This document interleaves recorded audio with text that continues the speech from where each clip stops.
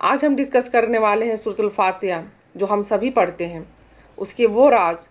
جو صرف انسان ہی نہیں بلکہ پورے کائنات کو جھنجھوڑ دے اور سوچنے پر مجبور کر دے، کیونکہ سورۃ الفاتحہ جو ہے وہ صرف ایک دعا ہی نہیں ہے بلکہ یہ 7 آیتوں میں چھپا ہوا ایک یونیورسل کوڈ ہے جو 7 آسمانوں، زمین اور انسان کی 7 انرجی سے جڑا ہوا ہے۔ اور یہی وجہ ہے کہ اس سورۃ الفاتحہ کو ام الکتاب یعنی the mother of the blueprint of the entire Quran کہا جاتا ہے۔ سورہ فاتحہ جب ہم آیت نمبر 1 پڑھتے ہیں الحمدللہ رب العالمین، تو یہ شکر گزاری کی طاقت ہوتی ہے، یعنی گریٹیٹیوڈ انرجی ہوتی ہے، جس سے ایسا لگتا ہے کہ ہر نئی چیز کی فاؤنڈیشن ہو رہی ہے، رکھی جا رہی ہے، جیسے پہلا آسمان، پہلی زمین، پہلی انرجی، انسان کی پہلی انرجی، ان سب کی شروعات جو ہوتی ہے الحمدللہ سے ہوتی ہے۔ جب ہم الحمدللہ کہتے ہیں تو ہمارے لیے پہلا آسمان کھلتا ہے جو ہمارے دل سے خوف اور ڈر کے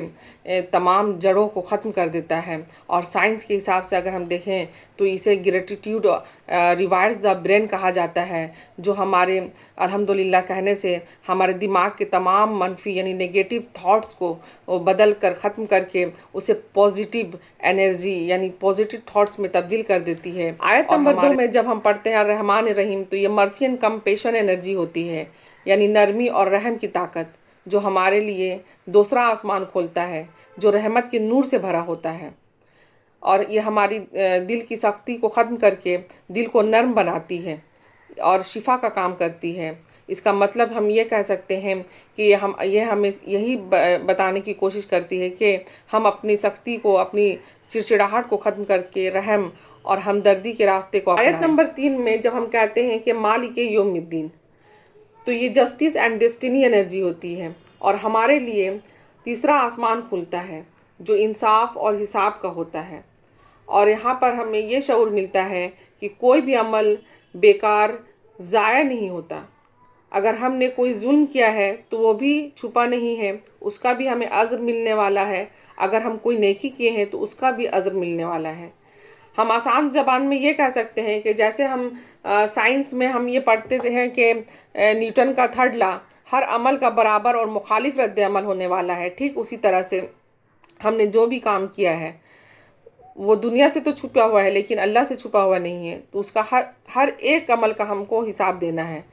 چوتھے آیت میں جب ہم پڑھتے ہیں یا کا نعبد و یا کا نستعین،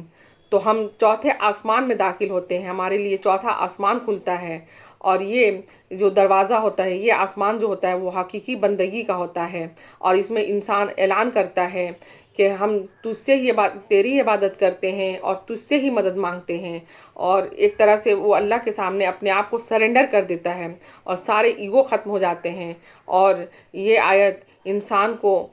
حقیقی بندگی میں داخل کر دیتی ہے۔ اور جب 5واں آیت جب پڑھتے ہیں کہ اہدنا الصراط المستقیم، تو ہمارے لیے 5واں آسمان کھلتا ہے جو ہدایت اور ڈائریکشن کا ہوتا ہے، اور یہاں پر انسان یہ نہیں کہتا کہ اسے سب آتا ہے، وہ اپنے سارے ایگو کو ختم کر چکا ہوتا ہے اور اللہ کے سامنے سرنڈر ہو جاتا ہے اور اللہ سے درخواست کرتا ہے کہ اسے سیدھا راستہ دکھا۔ یہ آسمان جو ہے ہدایت اور ڈائریکشن